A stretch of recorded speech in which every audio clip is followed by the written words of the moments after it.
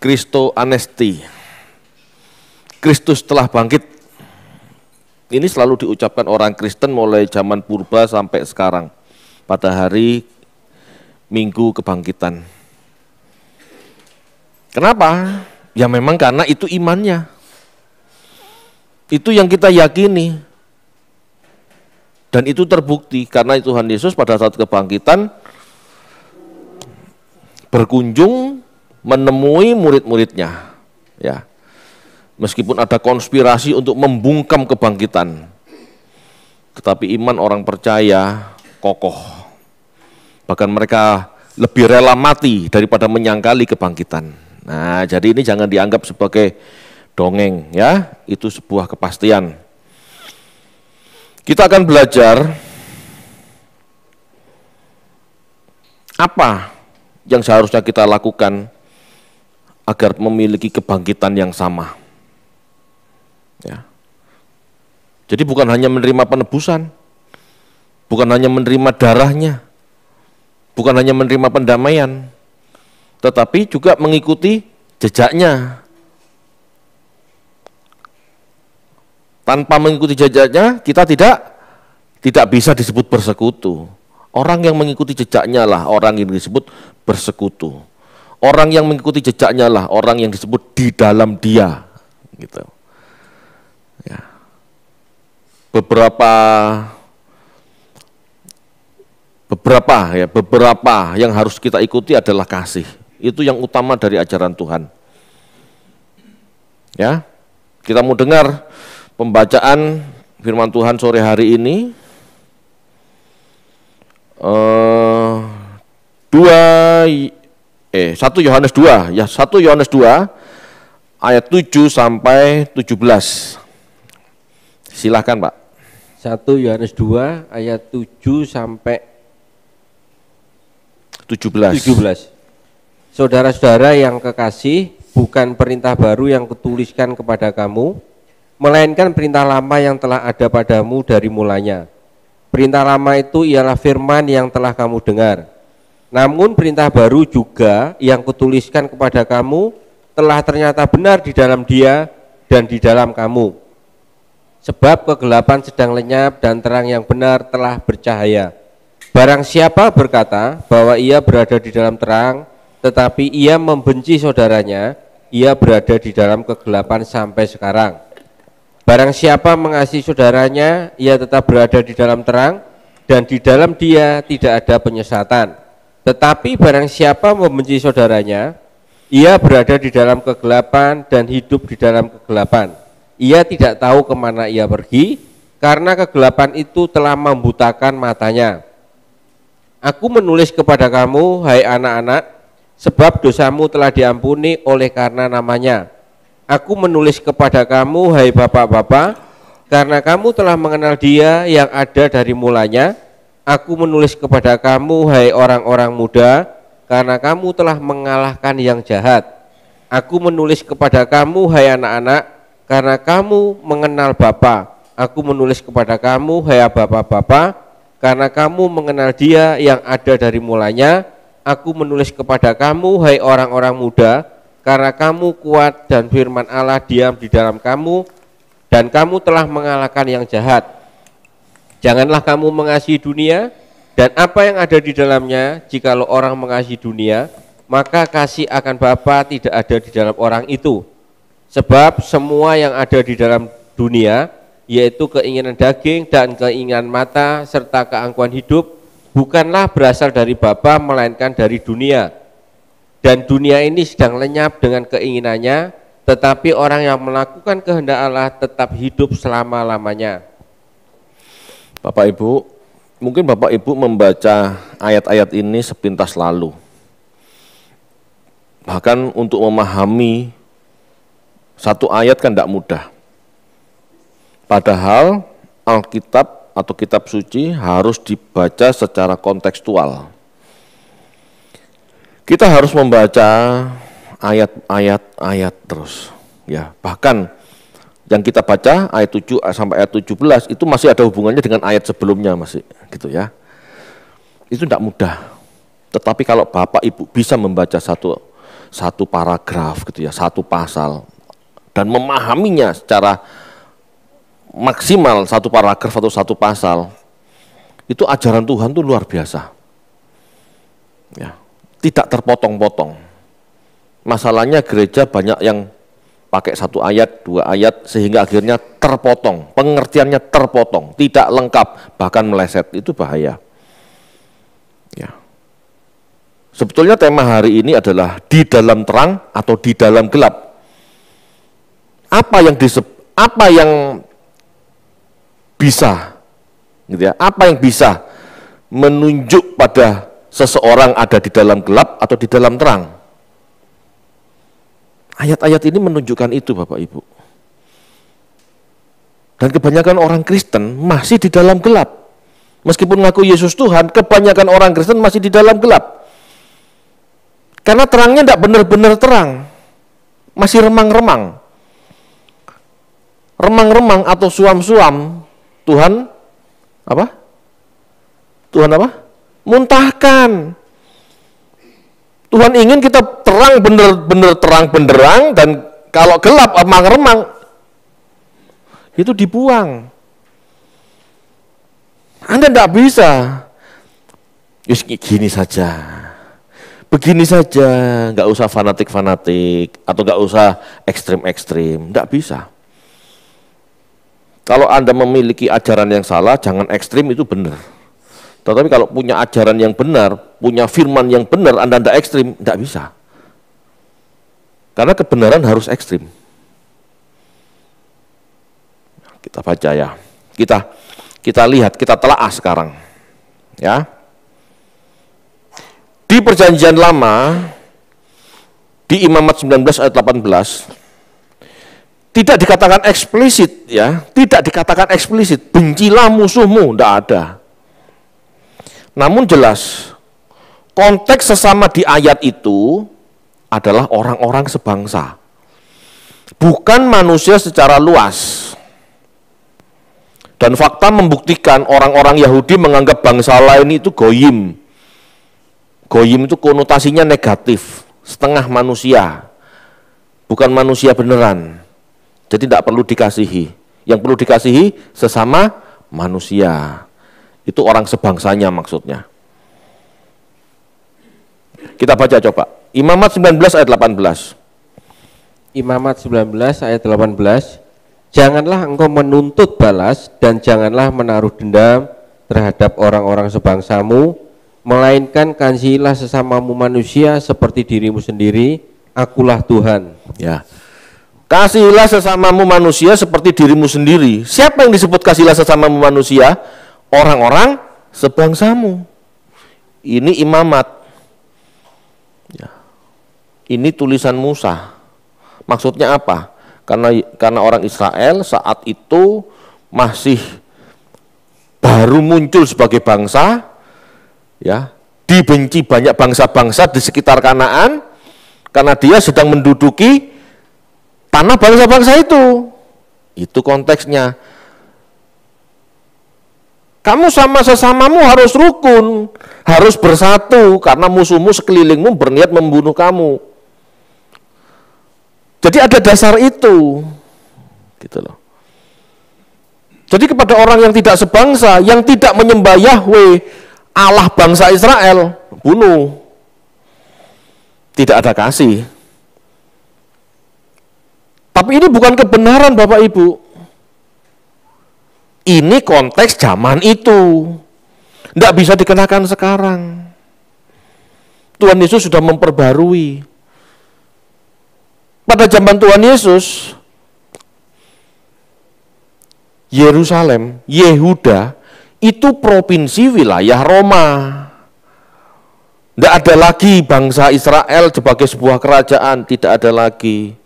Dan yang tinggal di Yerusalem itu orang Roma, orang Yunani, orang Samaria, bukan cuma sekedar orang Yahudi. Jadi Tuhan Yesus berkata apa? Kasihilah sesamamu manusia, termasuk kasihlah musuhmu, orang yang tidak sebangsa, karena mereka hidup bersama. Mau ribut terus, Bencilah musuhmu. Tiap ada orang Roma dimusuh, dibenci, dilempar batu. Ya bisa dihabisin bangsa itu dengan tentara Roma, gitu loh. Ada konteks itu. Ya. Orang-orang Yahudi membenci orang-orang Samaria dan orang-orang tidak bersunat lainnya. Contoh Yunani, ya. Orang Yahudi membenci orang Samaria, Samaria bersunat. Orang-orang yang lain, Yunani Romawi tidak bersunat, itu dibenci juga. Kita bandingkan, Yohanes 4 ayat 9.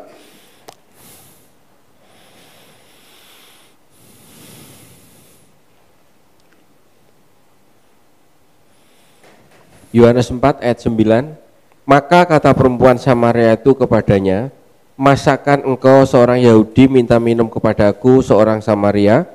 Sebab orang Yahudi tidak bergaul dengan orang Samaria. Nah, sebetulnya gak kayak gitu ya, itu kan kalimat bacaan, datar gitu ya. Tapi sebenarnya kalimatnya, coba munculkan.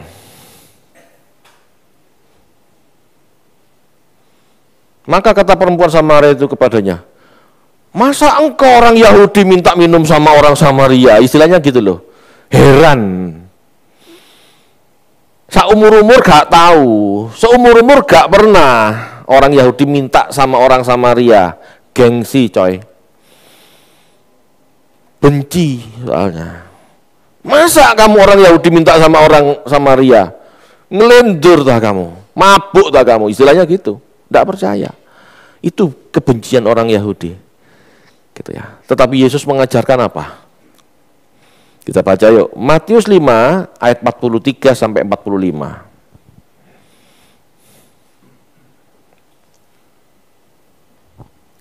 Matius 5 ayat 43 sampai 45. Kamu telah mendengar firman, kasihilah sesamamu manusia dan bencilah musuhmu.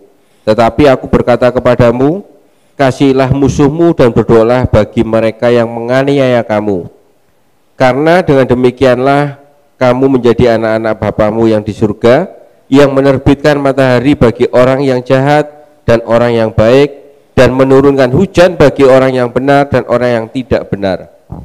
Ya, itu ajaran Tuhan kita. Beda sama ajaran para rabi. Tauratnya sama Bapak Ibu, tapi tafsirannya beda. Tuhan Yesus mengajarkan kasihlah sesama manusia, berdoalah bagi mereka yang menganiaya kamu.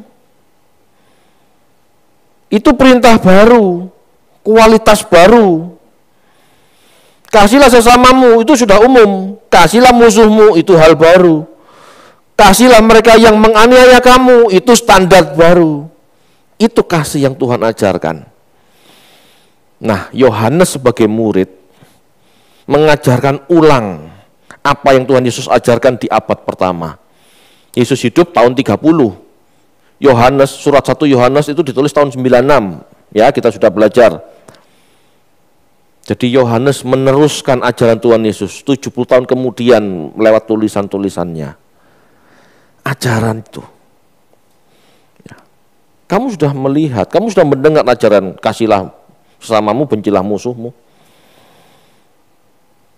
Tetapi Tuhan Yesus ngomong apa? Kasihlah sesamamu manusia, berdoalah bagi orang yang menganiaya kamu.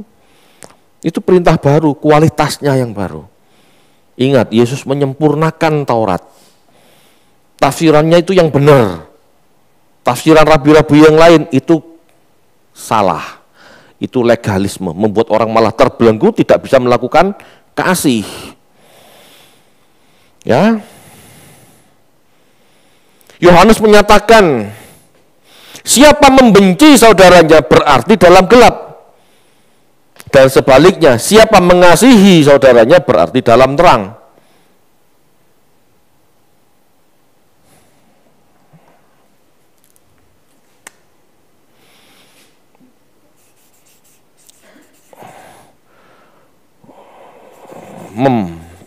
Membenci saudara sama dengan gelap. Mengasihi ya saudara sesama gitu ya, saudara sesama-sama ya. Ini sama dengan hidup dalam terang. Kita bedah ini dulu. Dalam diri Anda, dalam diri kita masing-masing. Masih adakah kebencian? Kalau masih ada, Anda hidup dalam gelap.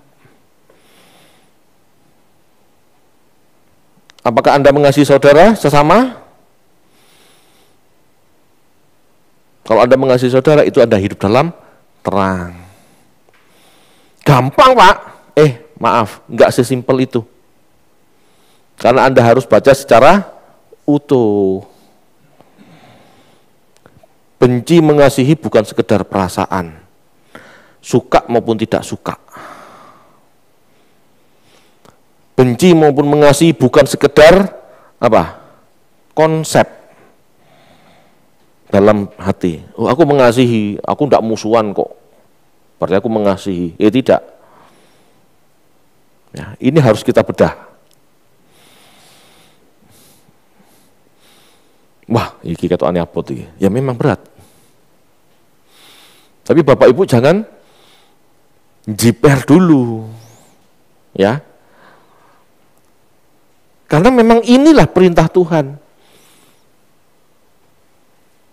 Yang jarang dibicarakan sama orang Kristen. Orang Kristen biasanya sudah percaya selamat. Sekali selamat tetap selamat, selesai. Dan ngomong yang lain, membahas yang lain.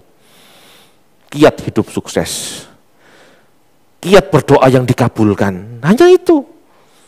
Padahal Tuhan tidak pernah ngajarin kayak gitu. Yang Tuhan ngajarin ini loh, membenci saudaramu, sesamamu, berarti kamu dalam gelap. Mengasihi saudaramu atau sesamamu, itu dalam terang.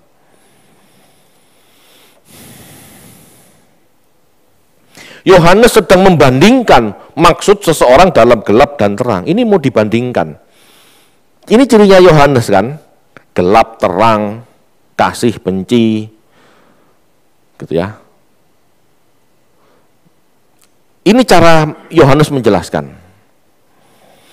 Setiap kebencian terhadap sesama manusia, ya, termasuk kepada orang yang menganiaya, itu menunjuk seseorang masih dalam gelap. Siapapun yang berkata dirinya dalam terang, tetapi masih membenci saudaranya atau sesamanya, sesungguhnya masih dalam gelap. Banyak orang aku dalam terang, aku orang Kristen, tapi masih tidak bisa mengampuni. Masih tidak bisa memaafkan. Aku sik loro ati sampai orang itu, omongannya gak enak. Kalau Anda masih benci, gak suka, gitu ya, Anda masih dalam gelap, Bapak Ibu. Anda harus bisa beres sama diri sendiri. Kebencian itu membereskan diri sendiri loh, bukan ke orang itu loh. Orang itu mungkin tidak sadar dibenci Anda. Orang itu mungkin tidak sadar Anda membenci dia, itu tidak sadar. Masalahnya kan di kita. Ya bereskan diri kita. Gak usah beresin orang itu. Kamu tuh harusnya jangan begitu, jangan begini, jangan begitu. Kalau kamu begini-begini terus aku benci sama kamu. Bukan. Itu urusannya dia sama Tuhan. Urusan kita bagaimana menerima dia apa adanya. Sengregetno-ngregetnonya orang itu, nah, kita harus bisa mengasihi. Itu yang berat. Gitu ya. Gak gampang Bapak Ibu. Gak gampang. Tetapi itu ajaran Tuhan. Ya. Kita perlu tahu ya, ajaran ini kan muncul pada saat Gnostis merajalela. Cukup berpengetahuan. Gitu ya. Rasul Yohanes ngomong, tidak cukup berpengetahuan, kamu harus praktek. Yohanes tidak menyatakan tanpa sikap moral yang baik atau benar, sesungguhnya orang-orang yang merasa tahu ini masih berada dalam kegelapan, belum tercerahkan. Tidak bisa cuma tahu, aku tahu Pak, Membenci itu dosa. Kamu masih musuhan sama si itu? Iya. Nah, ini orang dalam gelap, meskipun dia tahu membenci itu dosa. Ya. Tuhan gak kepingin orang punya teori tok. Teori itu penting, tetapi Tuhan gak kepingin orang itu berteori saja. Tanpa teori orang itu mana mengerti benci apa enggak benci. Itu loh. Dengan teori kita mengerti, oh membenci itu dosa. Benci seperti ini enggak boleh. Benci seperti itu enggak boleh. Ini termasuk benci, itu bukan termasuk benci. Dari teori kita belajar. Tetapi prakteklah, punyalah sikap untuk mengasihi sesama. Ya. Saya punya sikap, Pak. Saya sudah enggak jengkel kok sama dia. Sekali lagi, kasih bukan sekedar perasaan jengkel atau tidak jengkel. Kasih itu tindakan nyata.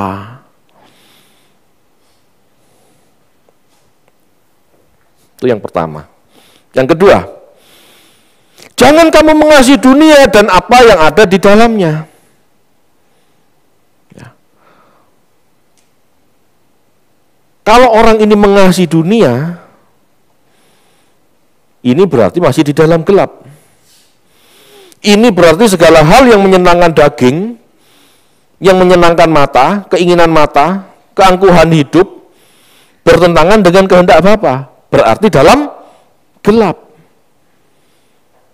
Dan orang-orang yang menuruti keinginan, kenikmatan, dan kebanggaan ini sedang terhilang dalam gelap. Tetapi orang-orang yang melawan gairah ini, melawan gairah menyenangkan daging, melawan gairah, melawan keinginan, gitu ya, mata, melawan gairah kebanggaan, gitu ya. Inilah yang orang yang hidup dalam terang. Ya. Jadi bukan gini loh, konsepnya bukan cuma sekedar kata, membenci dan mengasihi, bukan sekedar itu. Membenci dosa ya tidak ada masalah, gitu ya. Membenci dosa tidak ada masalah. Mengasihi, Pak, saya mengasihi. Ya kamu mengasihi, tapi kamu mengasihi dunia, itu masalah. Yang boleh mengasihi sesama. Ya. Mengasihi dunia dan mengasihi sesama. Sesama.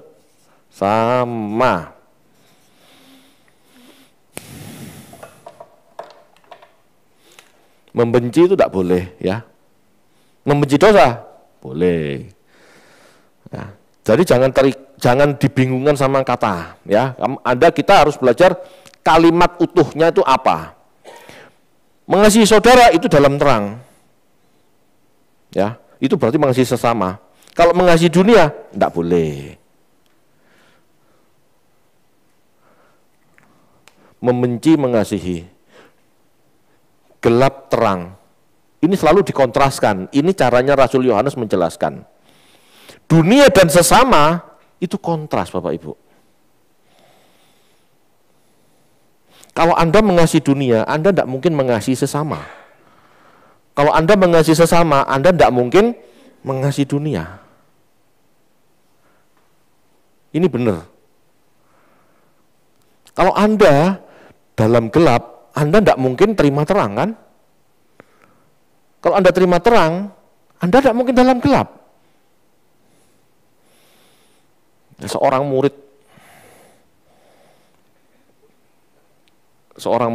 muridnya Einstein kalau nggak salah, saya pernah baca itu. Apa definisi gelap? Definisi gelap itu karena terang tidak hadir. Berarti kalau terang itu hadir, tidak mungkin hidup dalam kegelapan. Anda yang mana? Anda yang mana sekarang? Anda mengasihi dunia atau mengasihi sesama? Kalau Anda mengasihi dunia, Anda tidak mungkin bisa mengasihi sesama dengan pantas. Kalau Anda mengasihi sesama, Anda tidak mungkin mengasihi dunia dengan dengan seperti wajarnya orang-orang dunia, tidak mungkin.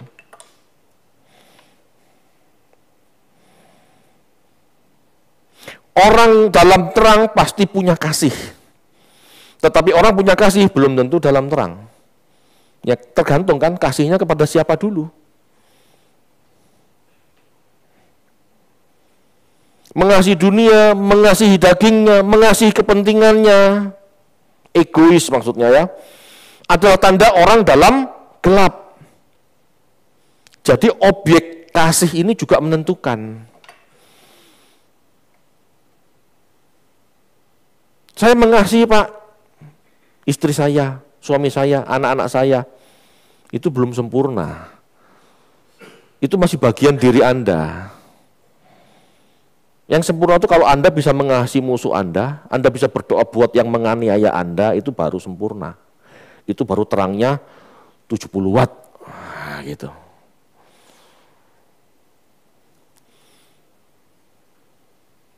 Mengasihi Allah berarti mengasihi rohnya. Orang yang mengasihi Allah itu berarti orang yang mengasihi rohnya, bukan dagingnya. Orang yang mengasihi Allah adalah orang yang mengasihi rohnya. Roh bicara tentang ideologi, ide-ide. Roh bicara tentang pemahamannya. Kalau orang mengasihi Allah, dia akan mengasihi rohnya. Rohnya harus mengenal Allah. Rohnya harus memahami Allah. Rohnya harus seperti Allah sendiri. Orang yang mengasihi Allah tidak mengasihi dagingnya.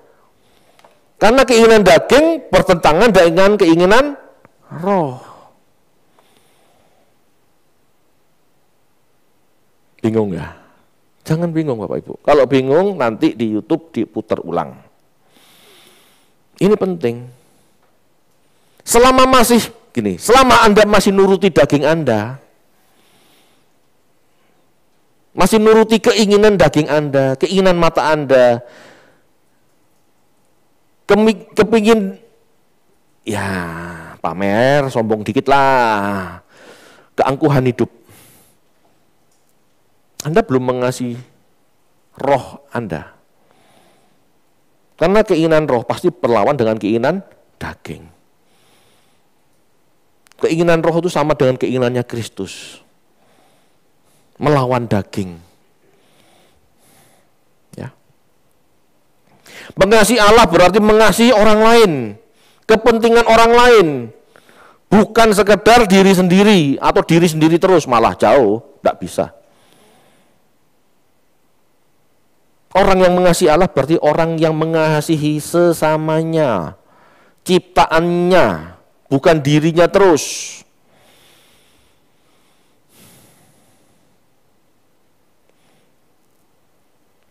Seseorang yang mengasihi Allah selalu memiliki pertimbangan bagaimana memilih sikap batin yang berkenan. Itu loh.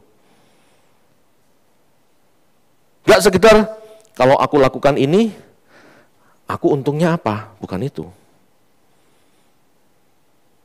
Kalau aku lakukan ini, apa dampaknya bagi sesamaku? Mereka dirugikan apa diuntungkan? Mereka tidak berpikir aku untung atau rugi. Tapi orang yang seperti ini ya gitu ya.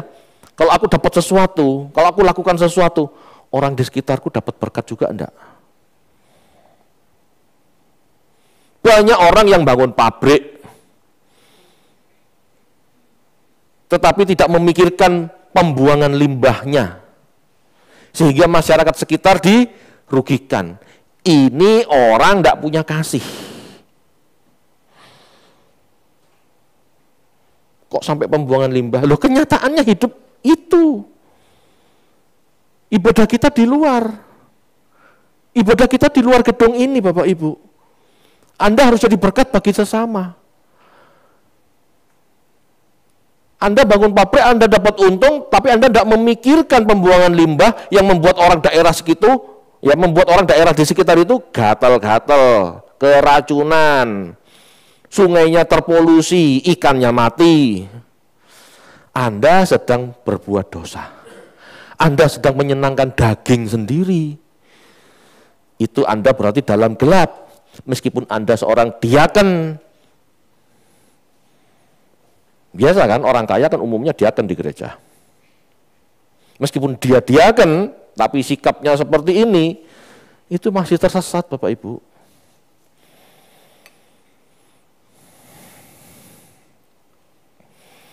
Bapak Ibu, sekali lagi, saya nggak akan jemu-jemu ngomong. Kekristenan adalah terapi. Bagaimana menjadi seperti Kristus? Apa terapinya bagi kesembuhan jiwa kita? Itulah kekristenan. Sakit jiwa manusia adalah jiwanya yang mengasihi hal-hal fana. Sakit jiwa manusia, jiwa seseorang mengasihi hal-hal fana, tidak mengasihi hal-hal kekal. Ini sakit jiwanya seseorang. Dia hanya memikirkan 70 tahun hidupnya, tidak memikirkan jutaan tahun di kekalan. Itu sakit jiwanya manusia. Manusia telah rusak. Tetapi keselamatan diadakan untuk mengembalikan manusia yang rusak menjadi ciptaan baru. Keselamatan bukan sekedar masuk surga, tetapi penciptaan kembali manusia yang rusak supaya jadi ciptaan baru, gitu loh. Seseorang tidak mungkin mengasihi sesama jika masih mengasihi dunianya. Saya ulang, seseorang tidak mungkin mengasihi sesama jika masih mengasihi dunianya. Tidak mungkin. Seseorang yang mengasihi dunianya pasti terbelenggu sama gairahnya sendiri, sehingga tidak memperdulikan sesamanya. Contohnya pabrik itu. Dia nggak memikirkan lingkungan sekitar. Dia tidak memikirkan tetangganya sudah. Yang dia pikirkan bagaimana dapat untung. Buang aja limbah pabrik ke selokan. Selesai, biaya murah. Tapi kalau membuat penampungan untuk mendaur ulang limbah itu mahal. Betul ya Pak Menlu? Setidaknya lebih murah daripada cuman pasang selokan buang di pasang pipa buang di selokan, itu jauh lebih murah. Nggak sampai jutaan. Tapi kalau buat kolam, ada daur ulangnya, sehingga yang keluar itu air bersih yang sehat, itu ndak murah. Tetapi kan berarti merugikan dia, mengurangi keuntungannya minimal.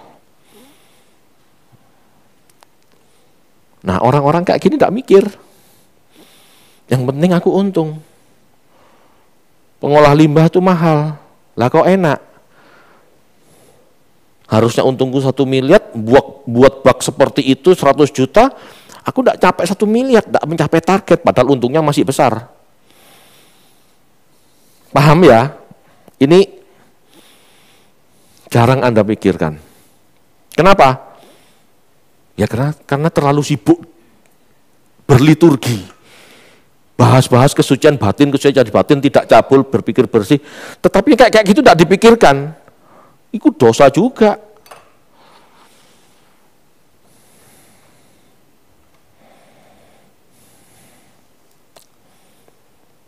Contoh lain, ya kan kita senang aplikatif toh, tapi jangan tersinggung ya. Orang sukanya beli perhiasan, kalau cewek ya. Kalau cowok senangnya mobil mewah, moge. Uang orang-orang ini habis buat mempercantik diri,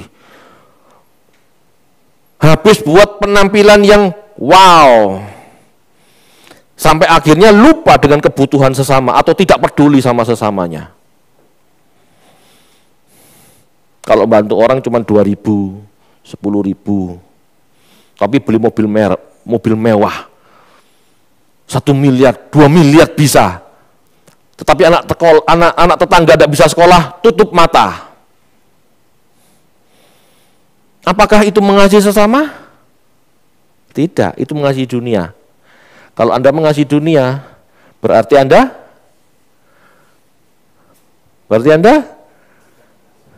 tidak mengasihi sesama, berarti Anda dalam gelap. Seberapa berhargakah mobil mewah? bagi Anda? Seberapa berhargakah seorang anak tidak bisa sekolah, tidak bisa makan? Ini kan dibanding. Selama Anda masih bergairah dengan mobil mewah Anda, kesenangan Anda, kebanggaan Anda, dan kasih Anda tidak sepadan dengan gairah Anda, atas kedagingan Anda belum mengasihi sesama loh Bapak Ibu.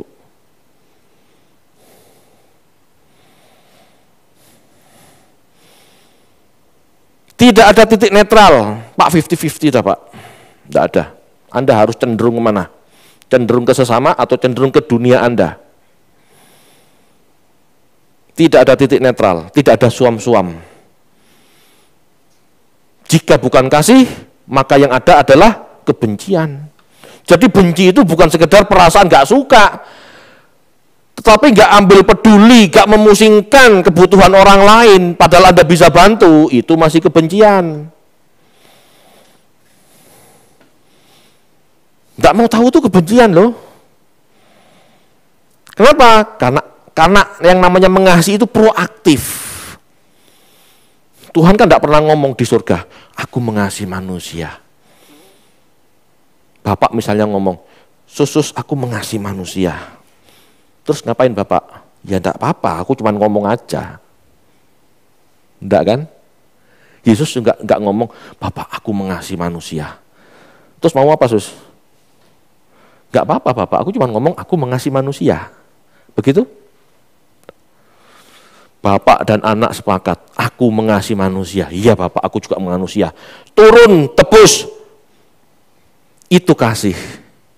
Aktif, itu kasih.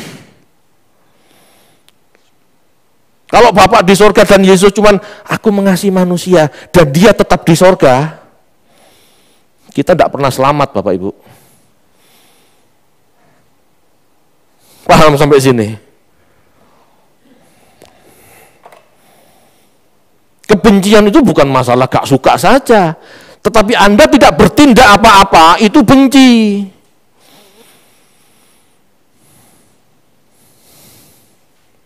Tidak ada titik netral. Gelap, terang, hitam, putih, tidak ada abu-abu. Contoh lagi ya. Seseorang mengasihi wisata. Seseorang mengasihi jalan-jalan dan belanja. Jadi sini saya tidak nyindir ibu-ibu ya. Cuman mengingatkan, kan gitu. Udah ada di sini ibu-ibu sini baik-baik semua. Di sana banyak. Dilanjutkan. Yang ngumpul di sini gitu. Enggaklah. Anda pertimbangkan sendiri. Saya tidak menyalahkan seseorang berlibur, jalan-jalan di mall, beli, enggak salah. Tetapi Anda harus tahu batas. Kalau tiap minggu atau tiap hari belanja jalan-jalan, Anda pasti lupa dengan sesama Anda. Kalau yang Anda pentingkan cuma diri Anda sendiri. Seharusnya hari Minggu ketemu saudara seiman, melihat kondisinya, memperhatikan sesamanya, Anda tinggal piknik, Anda tinggal nge-mall.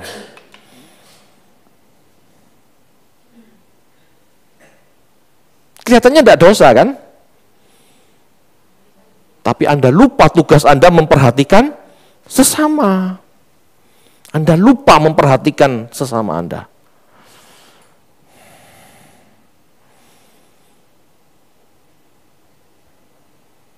Kasih itu aktif Bapak Ibu.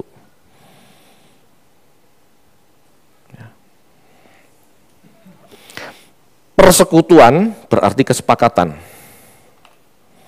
Ya. Persekutuan berarti kesepakatan. Apakah kita sepakat dengan Tuhan Yesus? Ada kesamaan persepsi dengan Tuhan untuk mencapai tujuannya, bukan tujuan kita. Selama hidup kita masih tujuan kita, Aku kepingin ini, aku beli ini. Aku kepingin ke situ, aku ke sana. Tetapi tidak pernah memperkarakan Tuhan kehendakmu apa. Kita hidup masih dalam gelap, belum dalam kasih, belum bersepakat sama Tuhan.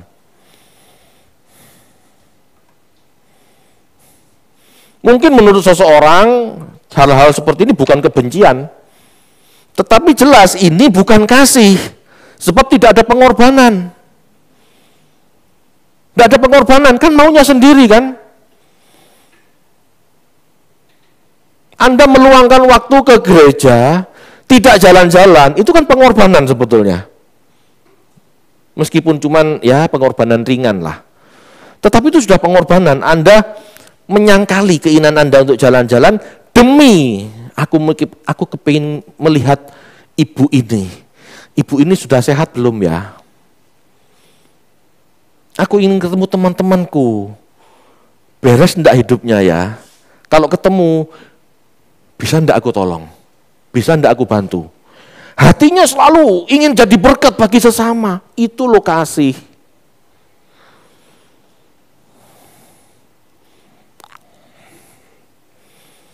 Ada tindakan dan perjuangan yang sama dengan Tuhan. Itu baru disebut seperti Kristus. Tuhan tidak sibuk loh dengan memuaskan dirinya sendiri dan hobinya. Anda pernah lihat Tuhan Yesus memuaskan hobinya? Kalau sekarang motor gede gitu misalnya, Tuhan Yesus hobi kuda besar gitu. Enggak. Keledai aja pinjem. Tuhan ingin menyalurkan keuangan yang ada buat sesama. Iya kan? Dia khotbah di mana-mana, yang dikhotbahi kelaparan, percuma. Lapar dikhotbahi, tidak masuk. Belikan roti dulu. Carikan makan dulu, supaya mereka kenyang. Habis itu kita setrika. Nah, itu baru masuk. Lapar tidak bisa mikir, saudara. Yakin saya, coba. Tanyakan Pak Tri. Amin, bro. Betul Bapak Ibu. Anda nggak bisa cuman kita harus menginjil. Betul, menginjil tidak salah. Tapi Anda harus juga perhatikan kebutuhan sesama. Perkara kebutuhannya sesama sudah dituruti, sudah dipenuhi, lantas tidak mau ke gereja. Ya sudah. Kita tulus-tulus saja memberi. Kita tidak akan kehilangan berkatnya, upahnya. Hitung-hitungannya di sorga besok, bukan di sini. Ya. Ini bukan berarti kita tidak boleh punya hobi. Tetapi jika hobi menyita waktu kita, jika hobi menyita keuangan kita, jika hobi menyita perhatian kita dan lebih besar daripada perhatian kepada sesama, maka jelas seseorang itu masih belum punya kasih atau masih dalam gelap. Semakin dewasa seseorang itu semakin peduli pada sesamanya. Semakin dewasa karakter seseorang, semakin seseorang sempurna, orang itu akan semakin punya kasih. Kalau Bapak Ibu baca di Matius 5 ayat 48 kalau nggak salah, ya, hendaklah kamu sempurna seperti Bapakmu di sorga sempurna. Kalau Anda baca di ayat-ayat sebelumnya, itu konteksnya soal kasih. Kasih. Kesempurnaan kita tuh harusnya dalam soal kasih. Betul dalam segala hal, tetapi konteks itu soal kasih.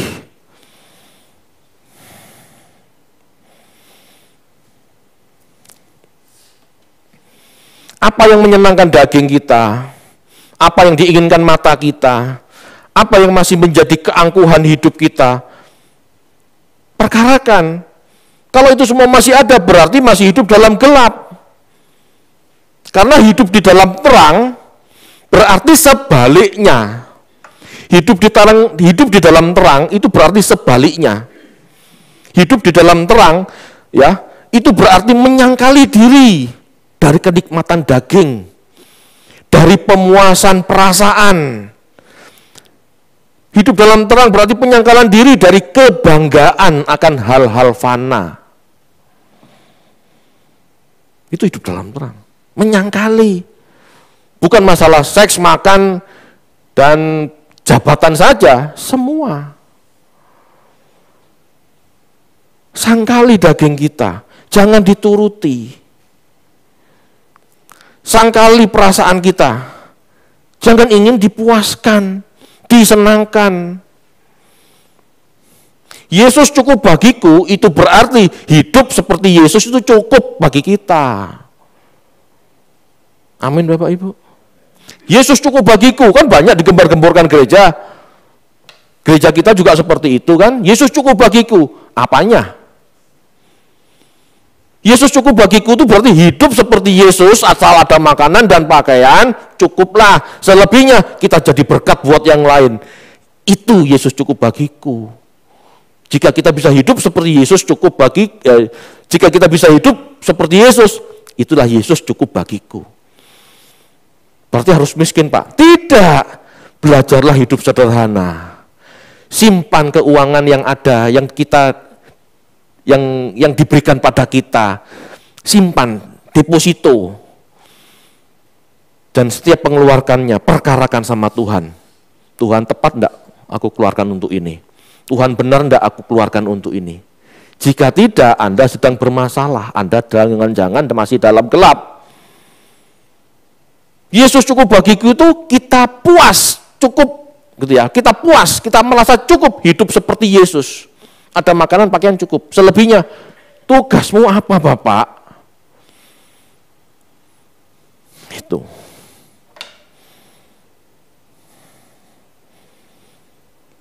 Berat ya? Memang. Siapa suruh jadi Kristen?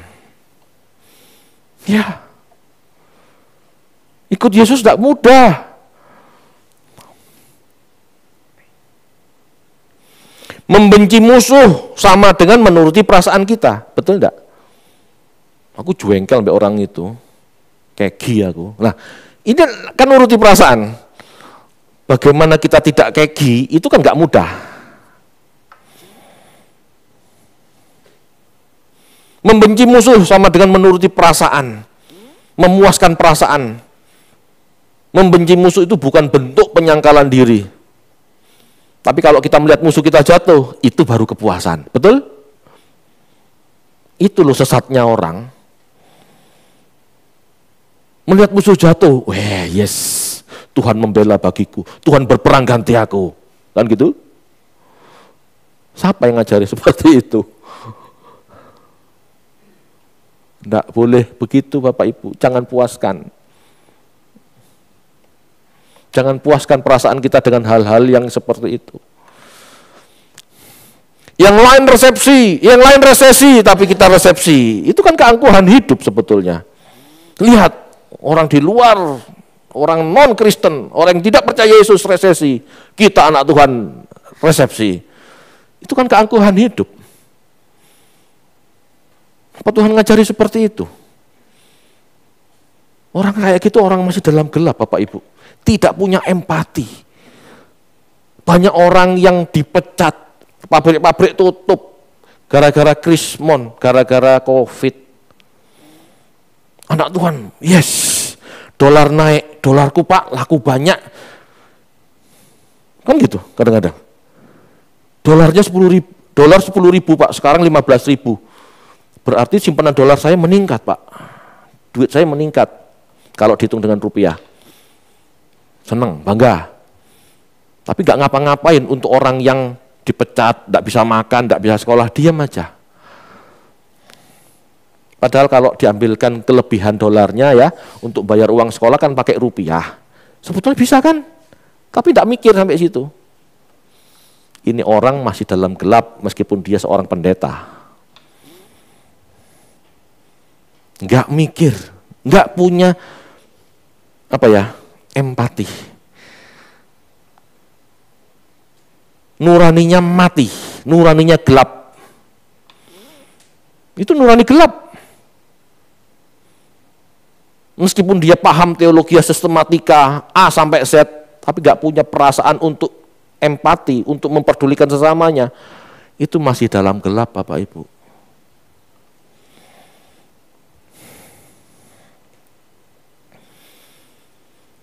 Bapak Ibu, kita ini sudah rusak parah.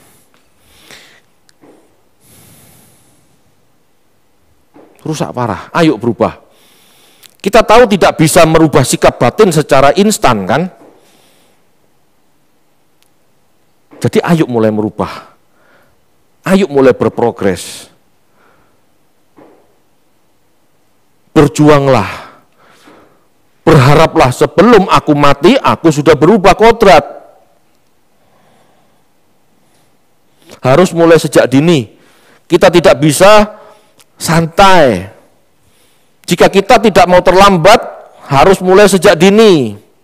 Sebab ada saatnya kita tidak bisa berubah lagi. Betul itu. Nggak bisa instan. Tuhan Yesus pun berprogres. Inilah anakku yang kukasihi, kepadanya aku berkenan. Kalimat ini diucapkan oleh Bapak beberapa kali di sorga. Ya, dari sorga Bapak kan ngomong. Anda tahu kan kisah ini? Pada saat Yesus dibaptis, pada saat transfigurasi, betul? Maksudnya apa? Pada saat Yesus dibaptis, kalimat ini menunjuk keberkenanan Allah Bapa atas hidup Yesus sebelum dibaptis. Mengerti maksudnya ya? Pada saat dibaptis, Tuhan Yesus dibaptis sama Yohanes Pembaptis, Allah berbicara, inilah anakku yang kukasihi, kepadanya aku berkenan. Berkenan yang kapan? Sebelum? Tidak. Kalau Bapak ngomong begini, berarti keberkenanan Bapak atas hidup Yesus, itu sejak Yesus lahir sampai dibaptis. Ya ini loh, masa kecilmu, masa remajamu, dewasamu sampai dibaptis, aku berkenan. Progres Bapak Ibu. Saat transfigurasi, saat ketemu Elia dan Musa, Bapak juga ngomong seperti itu, betul? Betul ya, tahu ya? Itu berarti Yesus diperkenan Bapak untuk kapan? Setelah dibaptis sampai detik itu. Yesus bangkit. Itu keberkenanan Bapak atas diri Yesus sejak kapan? Ya sejak transfigurasi sampai dia mati. Aku berkenan, kamu bangkit. Kalau Bapak tidak berkenan, gak mungkin bangkit. Ini menunjukkan ada progres. Tuhan Tuhan nggak main instan. Bim salah bim. Prok jadi kodok. Enggak. Anda harus berproses jadi anak Allah. Anda harus perkarakan hari ini apakah engkau berkenan Bapak. Tahun depan apakah aku berkenan Bapak. 10 tahun lagi apakah aku berkenan Bapak. Kan seperti itu. Jadi kasih Anda ya harus Anda mulai dari sekarang. Kasih Anda harus berprogres semakin seperti Yesus. Bukan kasih filio terus, hanya mengasihi keluarga sendiri, sahabat sendiri. Anda harus mengasihi orang lain juga seperti Allah mengasihi orang lain. Yang memberi hujan pada orang benar maupun tidak benar. Anda harus semakin seperti Bapak.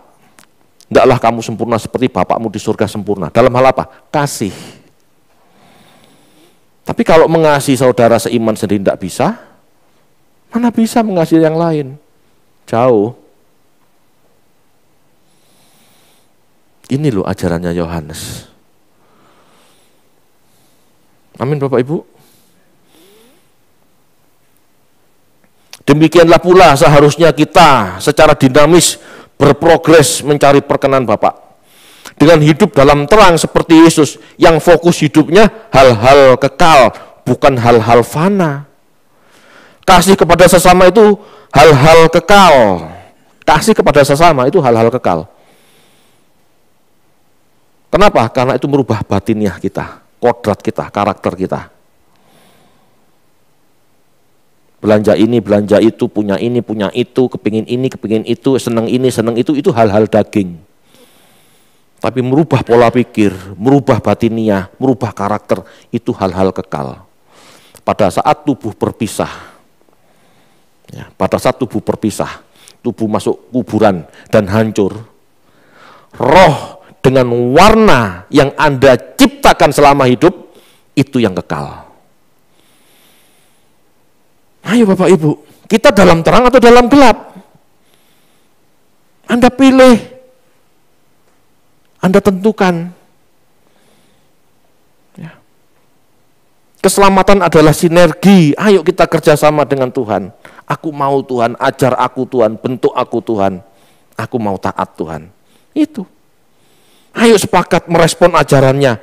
Ayo sepakat merespon keteladanannya.